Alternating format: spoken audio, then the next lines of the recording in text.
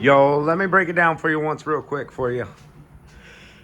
Jeep Grand Cherokee, brake lines. 99 to 04, I think, are about the same. Sounds about right to me. All right, we're doing the rear ones, but we'll go through everything here. Look how rotted that sucker is. That's your hose going up there. Then it's got, see that hose right there? It's going up to this bracket. Coming over here, looks real nasty. Comes over here, goes back to hose into your metal line. Looks real nasty there too. See that?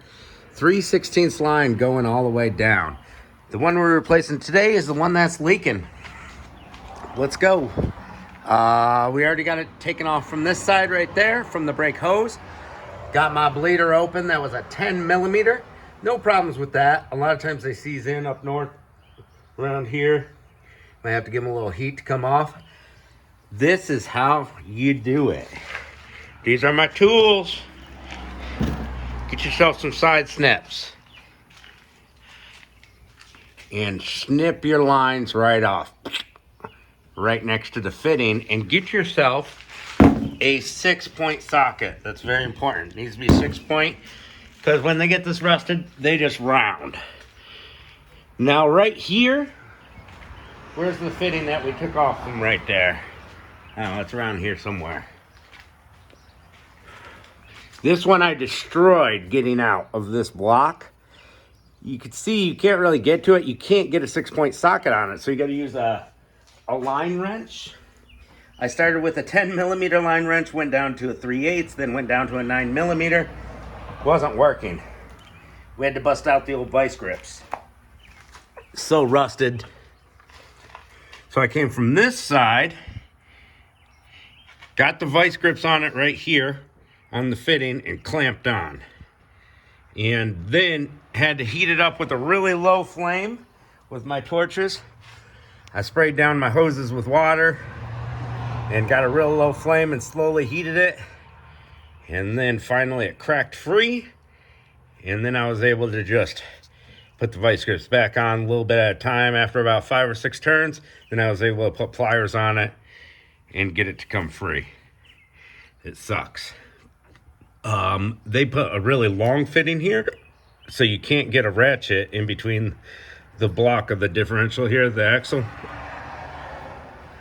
All right, so we got a short line going here. Everything's 3/16. We get the long line going up here. We'll have to replace that one too. And that is going all the way up there to the front of the vehicle. So whichever one of your lines is rotted, same basic concept. So where's our brake line here? Our hose wraps around, comes around to here. Look how long that is. Then they shove it right up in here on you. Sucks. But we're gonna be fabricating our own lines today, so we can run them however we want. You can go to the auto parts store, dealership, rockauto.com. Use my discount code for Curl. Rock Auto discount code. Look it up on YouTube. Get 5% off. All right. So you can get the prefab lines. I make my own. So you're going to need the right fittings if they're as rotted as mine. So you're going to have to replace those fittings. And there's all different sizes. I've got a whole bucket. See that bucket with the lid open? Of all different sizes. So I just find the one that threads in there that's 3/16 hole. This is the one that came out of this line. I was able to get this one out no problem, except for I wanted to bend this big bracket. So I held onto the big bracket with big vice grips. So when it twists and break the rotted bracket. Vice grips on one side, socket on the other, got it out.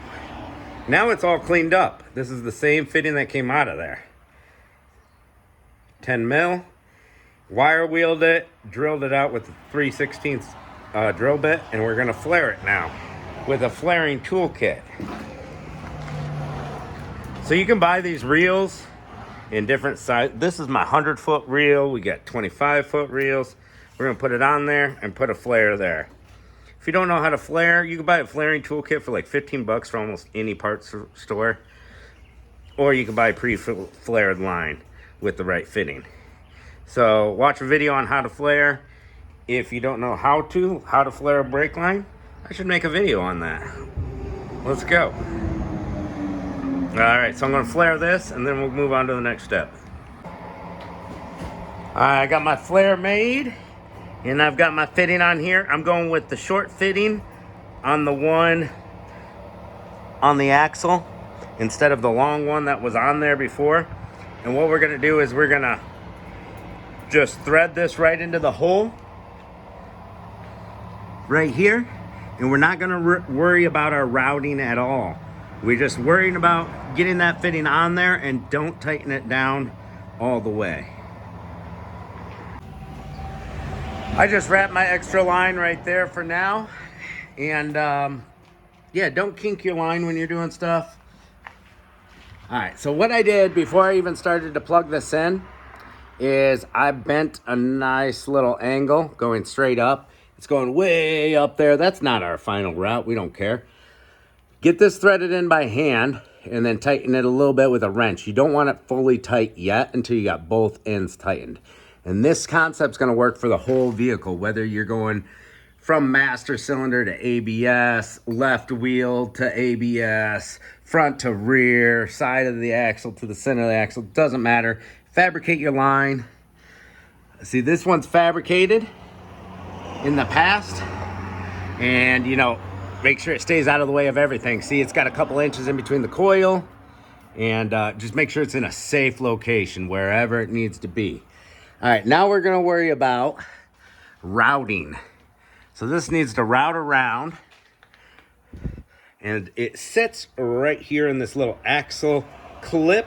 These love to make the steel lines leak, but seeing how this is non-rustable stuff, let's go. Let's put it right in there.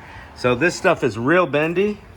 You can bend it with one hand, and I'm gonna route it exactly where the last line was, which was right up over the axle, long down here, through here, and then we got some sway bars that will move a little bit, so make sure you're not too close to this or the coil spring.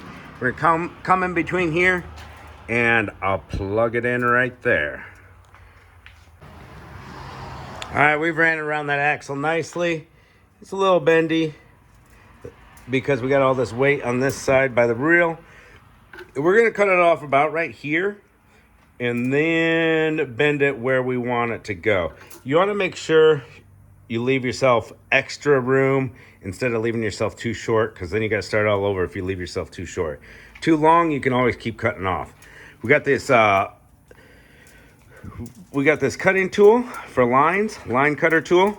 You can get a big one, a small one. This one's my favorite. This little guy can get in tight places. And this line cuts so much easier than steel line. So you just spin it around the line, make sure you're in the right grooves, and keep spinning every couple spins. Tighten her up a little, and then keep spinning. And that's gonna give us a real nice, smooth cut for flaring the next fitting on.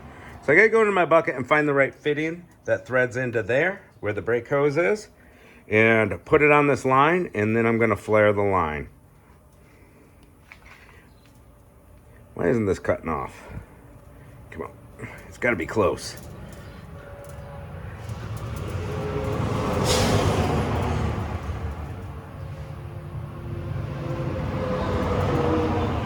Let's go, cut line, cut. There we go.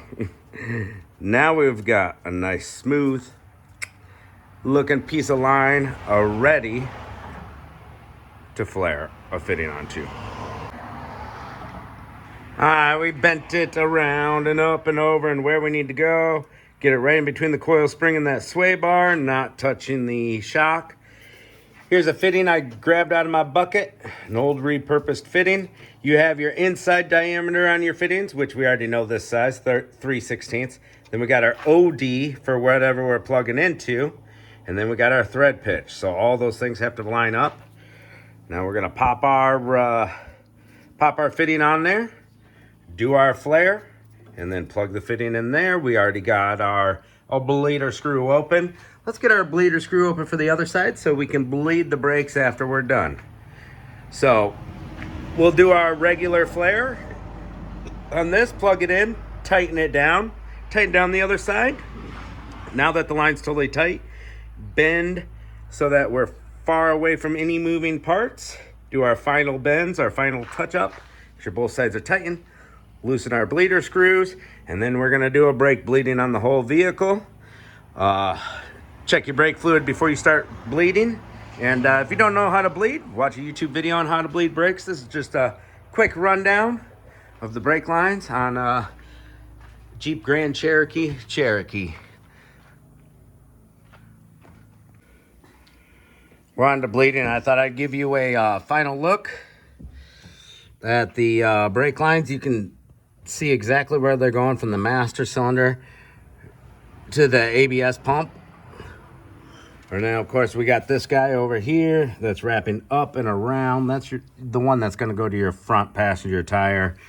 And you can pretty easily see where all these lines go on this vehicle compared to other vehicles. But there we go, master cylinder to the ABS pump, 2 lines, and then you got your 2 lines going front left, front right, and your 1 line going to the rear.